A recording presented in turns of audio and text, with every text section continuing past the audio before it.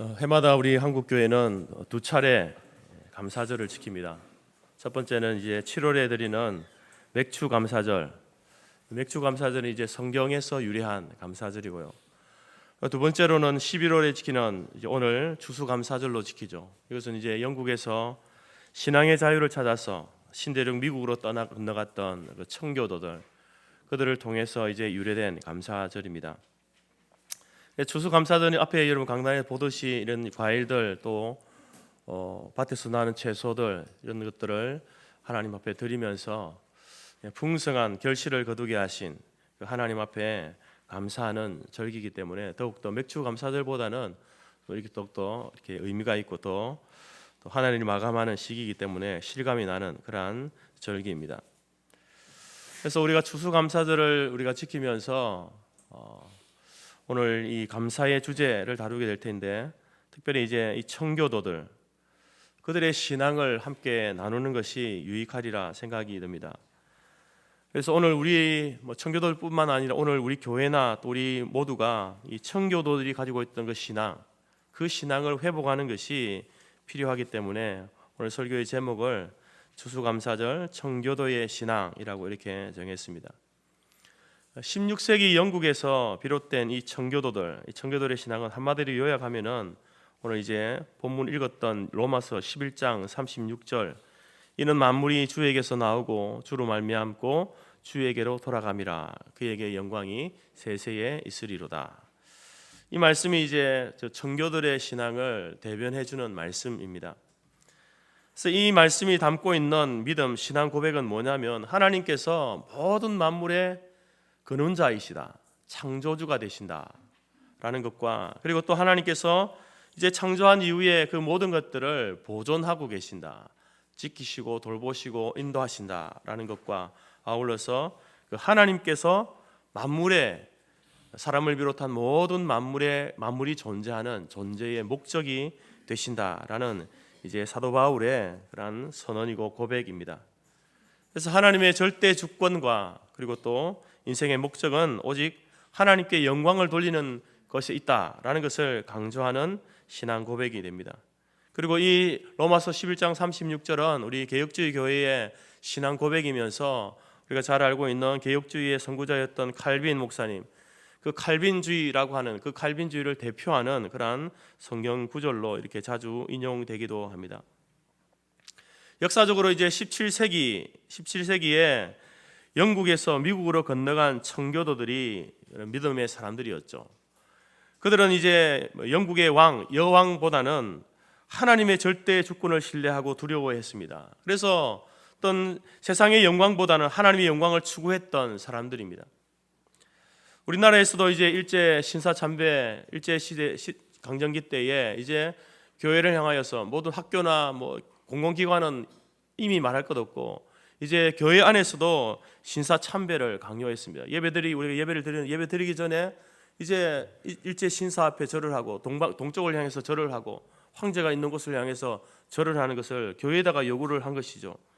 거기에 이제 한국 교회들이 많은 교회들이 그렇게 따랐습니다. 국가 의식이니까 당연히 해도 된다라고 하면서 따랐는데, 그러나 우리 재건교회 선진들은 이것은 우상 숭배이다, 어떻게 살아있는 사람에게 절을 할 수 있는가라고 이렇게 이야기하면서 반대하는 운동을 펼치게 됩니다. 그런 가운데 이제 해방 이후에 신사참배로 무너진 한국 교회를 다시 세워야 된다라고 이제 외쳤던 분들이 바로 오늘 영국 청교도 그들의 신앙과 이렇게 일맥상통하는 믿음을 가진 성도들이었습니다.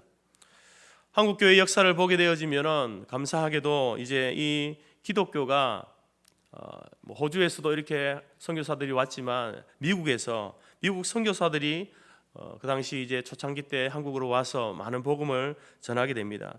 그들이 교회를 개척하고 또 병원도 세우고 학교도 세우고 하면서 이제 어떤 우리 한국 사회의 신교육이 이루어지게 됩니다.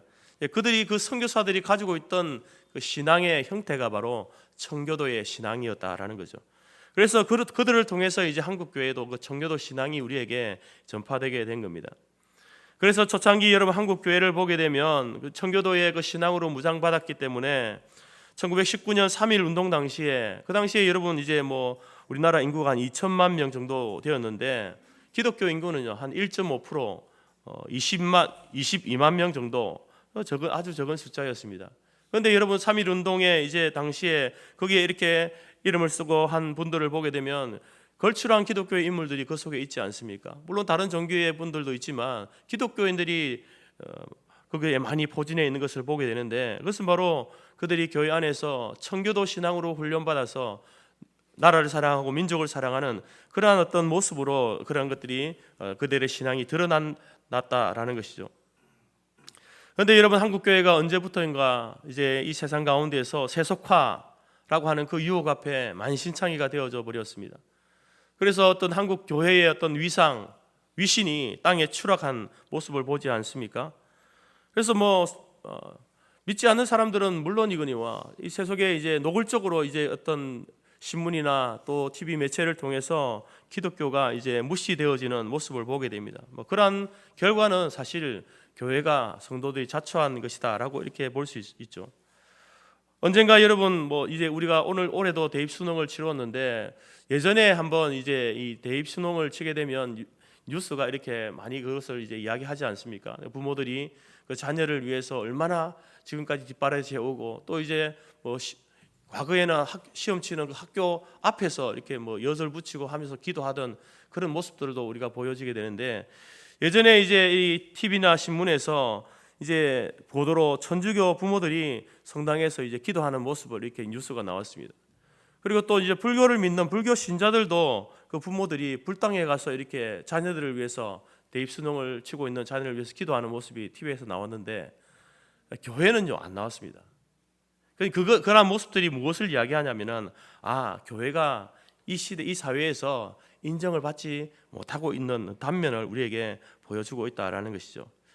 그래서 여러분, 오늘 우리가 이 추수감사절을 맞이하면서 우리 자신이나 또 한국교회에게 절실히 요구되어지는 것이 무엇인가? 그것은 바로 다시 한번 우리가 이 청교도의 신앙으로 우리가 회복되는 것이 필요하겠다라는 것이죠.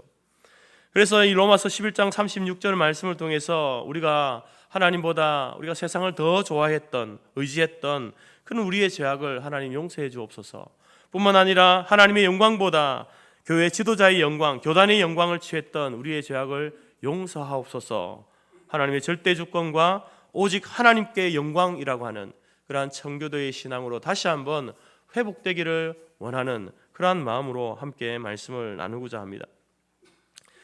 여러분, 이 추수감사절의 기원은요 17세기에 영국의 청교도들인데, 이제 그들이 가지고 있는 신앙이 어떤 신앙이었는가, 우리가 회복해야 될 신앙인의 모습인데, 그러면 그들의 신앙이 어떤 신앙이었는지 알아야 되지 않겠습니까? 이 청교도, 퓨리탄이라는 것은 이제 이 순수한 사람들, 엄격한 성도들, 깨끗한 성도들이라는 뜻을 가지고 있습니다. 그들은 이제 그들의 삶에 있어 말씀의 묵상이나 가정 예배나 주일 성수나 또 헌금 생활이나 일터에 있어서 그들이 성경에서 배우고 깨닫고 알게 되어진 그것을 그들의 삶에 직접적으로 적용하는, 실제 실천하는 그러한 사람들이었습니다. 영국이 오랜 세월 동안 이제 로마 가톨릭의 지배를 받게 되어졌습니다. 가톨릭의 수장이었던 교황은 이제 종교만 아니라 바로 이 정치에까지 상당한 영향을 미쳐 나왔습니다. 그러다가 이제 유럽 대륙의 종교 개혁이 한창 진행되던 16세기 중반에 영국의 헨리 8세가 가톨릭에 등을 돌리면서 교회의 수장은 교황이 아니라 황제이다, 왕이다, 영국의 왕이다라는 그것을 이제 말로만 한 것이 아니라 법령으로 선포해 버렸습니다.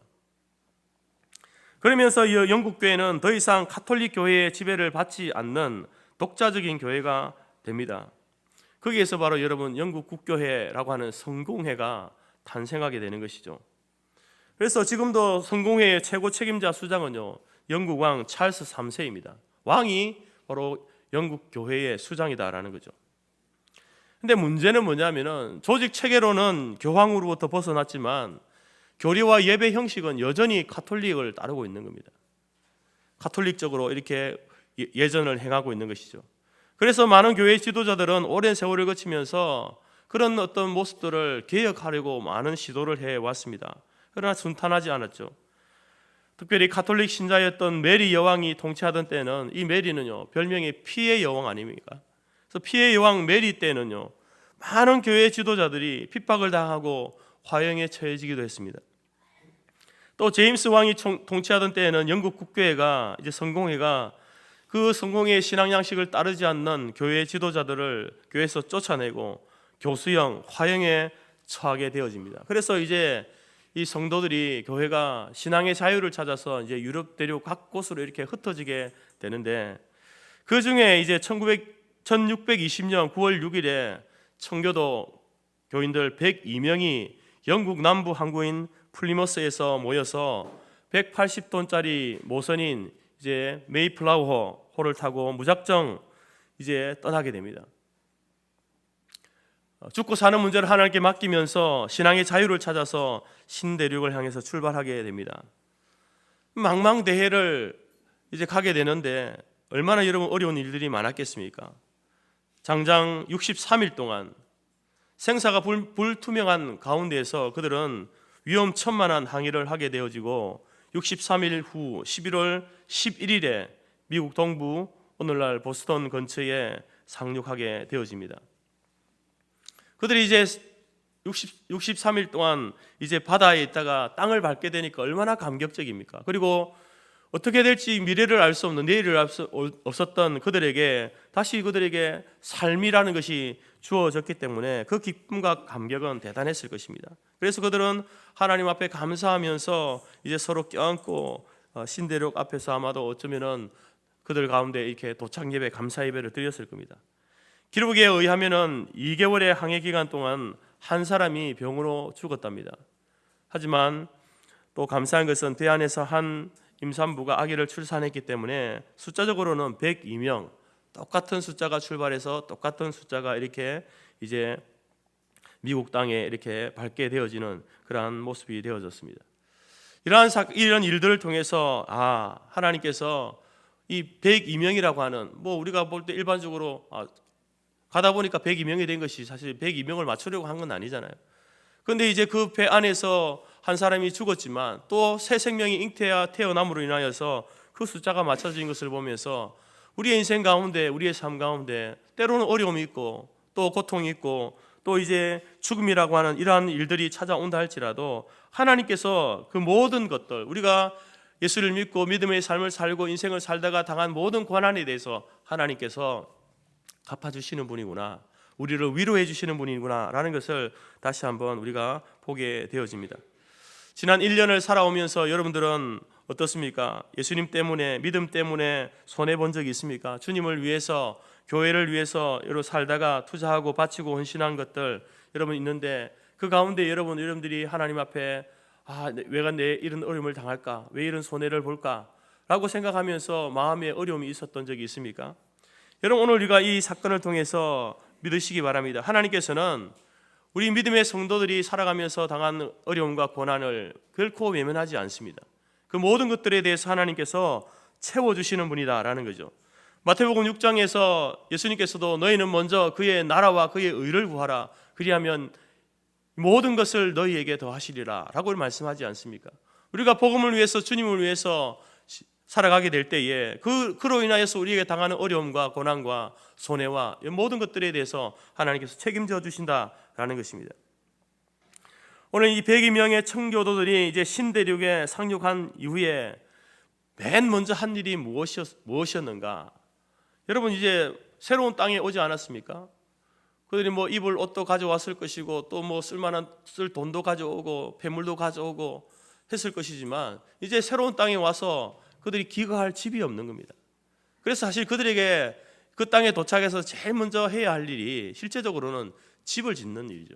안전한 이 짐승으로부터 또 외부의 적으로부터 보호할 수 있는 집을 지어야 되는데 그들은 집을 먼저 짓지 않았습니다.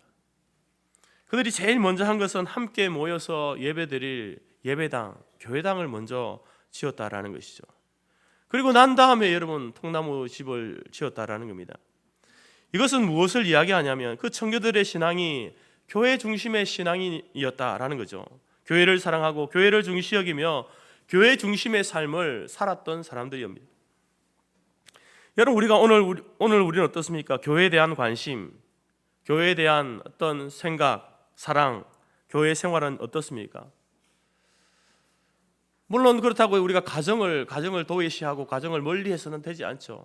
그러나 그 중심에 여러분, 교회 일이 얼마나 중요한가, 우리에게 있어서 이 교회라고 하는 것이 얼마나 중요한지를 우리에게 이야기해주고 있다라는 것입니다.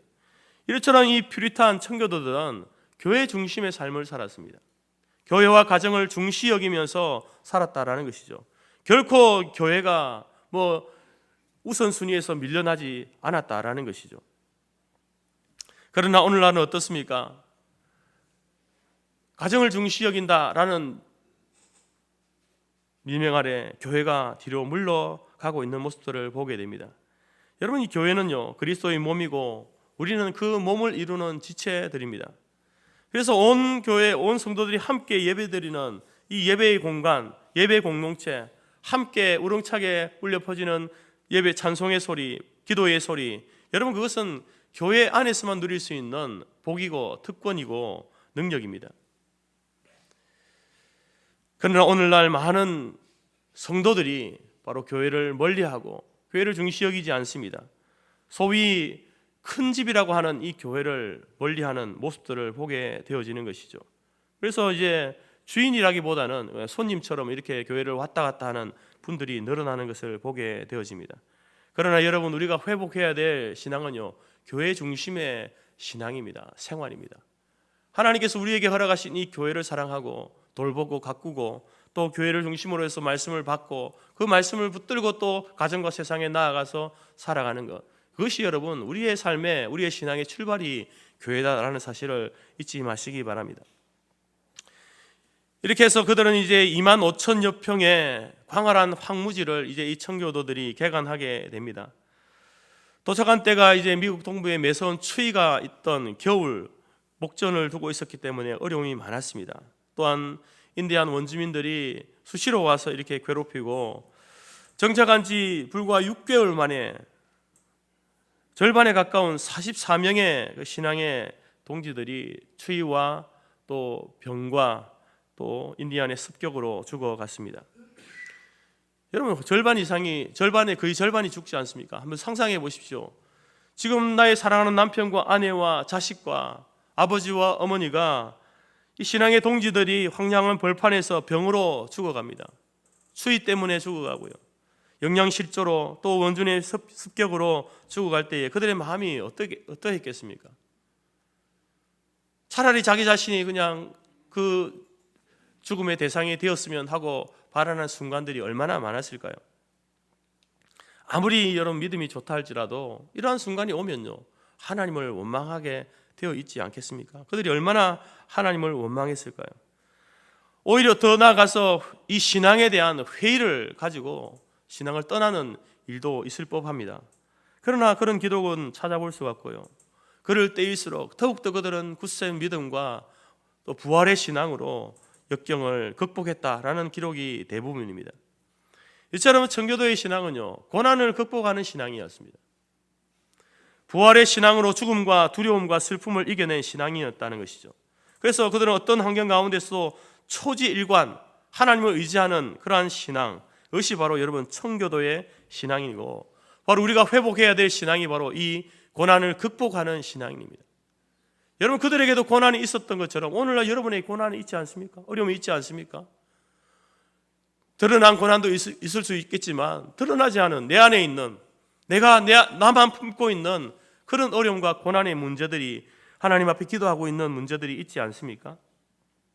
오늘 우리가 회복해야 될 이 청교도의 신앙, 그 고난을 이겨내는 청교도들 뿐만큼 그 이상으로 굳센 믿음은 아닐지라도 어떤 환경 가운데서도 기뻐하고 하나님 앞에 기도하고 기도로 문제를 극복하면서 그런 믿음을 소유한 사람들이 저와 여러분이라고 믿습니다. 여러분, 우리 가운데 어떤 고난이 앞으로 닥쳐올지 우리는 알 수 없습니다. 지금 우리가 수많은 고난을 겪어왔고 그것을 잘 견뎌왔고 이겨 나왔다 하더라도 또 앞으로 남은 생애 동안에 어떤 고난이 올지, 그것이 나의 생명을 해하는 그런 고난일 수도 있고요, 또 우리의 가정을 위협하고 우리의 가족을 위협하는 그런 고난이 올 수도 있습니다. 우리 과정의 재정의 문제를 위협하는 고난일 수도 있겠죠. 그러나 여러분, 오늘 우리가 이 청교도들을 바라보면서 그 고난 앞에서 무너지고 넘어지는 것이 아니라 다시 한번 그 속에서 믿음으로, 신앙으로 고난을 이겨내는 그러한 신앙인으로 살아갈 수 있기를 바랍니다. 과연 하나님께서 우리의 인생 가운데 함께 하시고 도우시고 섭리하심을 믿는다면 이 고난도 하나님께서 주신 것이지만, 그러나 그 고난을 통하여서 새로운 인생길을 열어가신 그 하나님을 신뢰하고 믿음으로 나아가는 저와 여러분이 될 수 있기를 간절히 바랍니다. 마지막으로 소개드릴 청교도의 신앙은요, 이제 오늘 추수감사절의 주제와 동일한 감사하는 신앙이었습니다. 그러나 혹독한 겨울을 지나고 여러 가지 어려운 환경들을 잘 극복하고 1년 뒤 1621년 10월에 드디어 그들은 감격적인 수확 결실을 얻게 됩니다. 여러분, 이제 그 땅에서 처음 농사를 지어가지고 이제 그 결실을 거두게 된 거죠. 얼마나 감격적인 순간이겠습니까? 그래서 그들은 누구보다도 이 모든 땅의 소산물이 하나님의 은혜임을 고백하면서 바로 감사와 기쁨을 나누기 위해서 그동안 이제 관계가 좋아진 그런 이웃 인디언들을 초청하여서 자신들이 수확한 과일, 곡식, 또 채소, 또 칠면조들을 하나님께 바치고 감사 예배를 드리고 3일 동안 이제 그 이웃들과 함께 감사 축제를 벌이게 됩니다. 그러면서 이제 그 기쁨과 감사 가운데서도 먹고 마시면서 이제 앞서간 가족들, 그 44명의 그 가족들을 생각하고 또 성도들을 생각하면서 이제 기쁨이 있는 날이지만 또 눈에서는 하염없는 눈물이 흘러내렸을 겁니다. 그날이 바로 11월 셋째 주 목요일이었습니다. 훗날 미국의 조지 워싱턴 초대 대통령이 이 날을 이제 전국적으로 지킬 것을 선포하면서 그때부터 이제 추수감사절, 미국의 땡스기빙 데이가 시작되어진 거죠. 미국의 국경일로 최대 명절로 자리 잡게 된 겁니다. 아마도 지금은 이 추수감사절에 미국은요 일주일 동안 이제 그 절기를 지키게 된다고 합니다. 그리고 이제 한국 교회 같은 경우도 미국에서 온 그 선교사님들이 이제 그 추수감사절을 그들이 지켰으니까 우리 한국 교회도 이제 이 추수감사절을 그들을 통해서 알게 되어지고 지키게 되면서 11월 셋째 주일에 이제 추수감사주일을 정하여서 한국 교회가 이렇게 전통적으로 지켜 나오게 된 것입니다. 여러분, 오늘 우리가 이 추수감사절을 보내면서 다시 한번 이 청교도의 신앙에 도전받기를 바랍니다. 여러분, 이 청교도가 무슨 말이라 했습니까? 순수한 사람들, 엄격한 성도들, 또 조금 나쁜 말하면 고지식한, 말씀대로 살아야 되는 그런 고지식함이 있는, 그러나 깨끗한 거룩한 성도들이라는 말입니다. 그들은 하나님의 절대 주권을 신뢰하고 어떤 환경 가운데서도 오직 하나님의 영광을 위해 살았던 그러한 사람들이 바로 이 청교도들이었습니다. 그래서 그 당시 청교도들이 이제 서로 이렇게 만날 때마다 이런 인사를 했다는 거죠. 인생은 한 번밖에 없습니다. 이 인생도 금방 지나갑니다. 그러나 오직 우리가 하나님을 위해서, 그리스도를 위해서 한 일만이 남을 것입니다. 그것이 그들의 인사말이었습니다. 인생은 한 번밖에 없습니다. 나에게 있는 이 인생도 금방 지나갈 텐데, 그러나 우리가 주를 위해서 한 일만이 영원토록 남을 것입니다. 그게 여러분 그들의 인사말이었고, 그 인사말에는 그들의 그런 신앙 고백이 하나님의 절대 주권과 하나님의 영광을 위해서 살자라는 그런 신앙 고백이 담겨져 있는 말이었습니다. 여러분, 미국으로 건너간 이 청교도들은요 우리에게 바로 하나님의 채워주심을 경험한 그러한 성도의 모습을 우리에게 보여줍니다.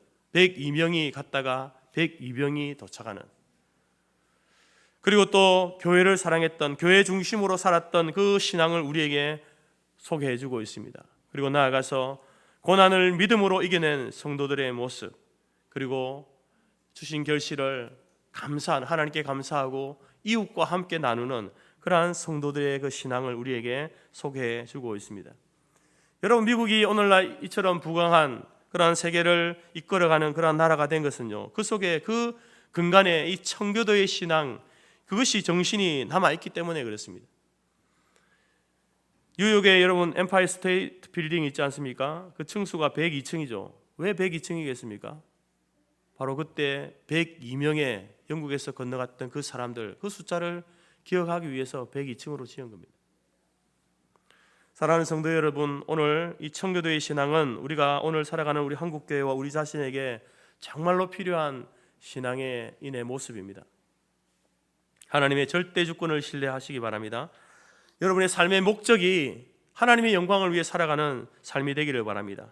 그래서 이 청교도들처럼 엄격한 하나님 말씀에 엄격하고 정말 순진하게 말씀 그대로 믿고 말씀 그대로 살아가고, 그래서 깨끗하고 거룩한 성도로 하나님의 공급하심과 교회의 사랑과 굳센 믿음과 감사의 생활을 여러분의 삶을 통해서 드러내는 여러분 우리 모든 성도들이 될 수 있기를 간절히 바랍니다. 그래서 이 신앙을 우리가 다시 한번 회복하여서 이제 한국교회의 위상이 땅에 추락되어 있는 이 시대 가운데 다시 한번 여러분 한국교회의 위상이 새롭게 회복되고 일어날 수 있기를 바랍니다. 누구를 통해서요?